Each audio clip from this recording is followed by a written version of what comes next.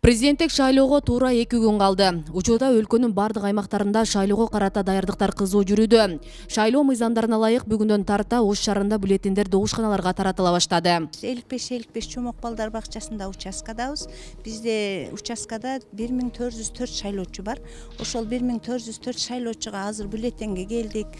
Ошо шайлоо шаймандарына келдик. Керектелүүчү мисалы бет кап, антисептиктердин баардыгын камсыздашты. Анан кийин могул милиция органдарында кошуп берди бизди тартипти сактоо боюнча. Биз жылда эле шайлоону жакшы өткөрөбүз. Ойдогудай тартиптүү.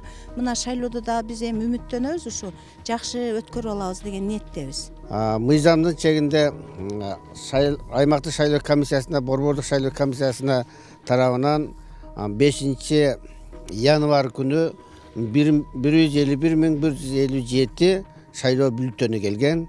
Шайлоо бюллетени бул жерде белгилеп кетүүчү нерсе, мурдагы шайлоодо бир эле бюллетен болсо, азыркы шайлоодун өзгөчөлүгү ар бир участка 2ден бюллетен алат. Бирөө президенттик шайлоонун бюллетени, экинчиси референдум боюнча бюллетен.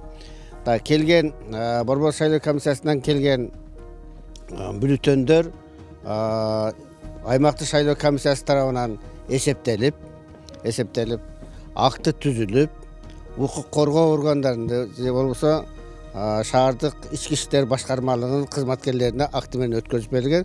Алар 3 күндөн бери толук мыйзам чегинде акыранга кайтарууга алып турушты. Муну менен катар бюллетендерди кайтаруу жана аймактагы шайлоо участкасындагы коомдук тартипти көзөмөлдөө үчүн милиция кызматкерлери дагы бөлүндү. 8 январдан баштап Ош шаардык ички иштер башкармалыгынын кызматкерлери эртең менен 8ден баштап шаарда жайгашкан 78 шайлоо участкаларына бөлүндү. Шайлоо участкаларына кандай принципте бөлүндү? Эгерде шайлоочулар көп болсо, көбүрөөк кызматкерлер бөлүнөт, эгер аз болсо азыраак кызматкерлер бөлүнөт. Кеминде 4 кызматкер бөлүнүп атат, эң аз шайлоочулар бар участкаларга. Шайлоо участкаларынын бөлүнгөн кызматкерлердин үстүнөн көзөмөл жүргүзүп, алардын ишмердүүлүгүн текшерүү максатында шаардык ички иштер башкармалыгынын жетекчилеринен куратор дайындалган ар бир кичи райондорго.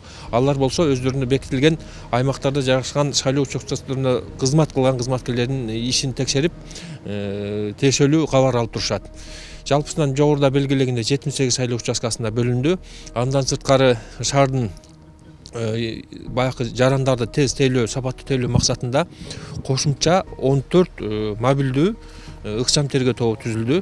Алар тиешелүү жабдыктар менен, автомашина менен, атайын каражаттар менен камсыздалган. Кандайдыр бир провокациялык аракеттерге жол бербөө максатында дагы шаардык башкармалыгынын алкагында резервдик топтор түзүлгөн.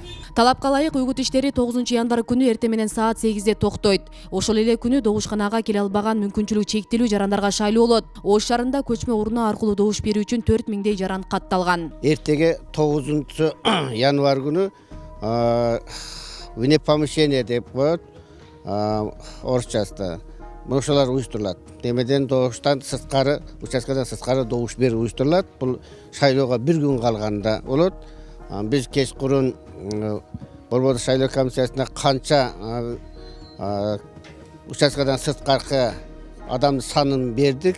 4000ге жакын адам болду. Сыртта добуш бере тургандар. Пандемияга байланыштуу шайлоо коронавирусту алдын алуудагы бардык санитардык талаптарды сактоо менен өткөрүлүүгө тийиш. Бул багытта атайын кызматтар иш алып барары маалымдалды. Асел Сыдыкова, Мусулманкул Шакиров, регион Ош шаары.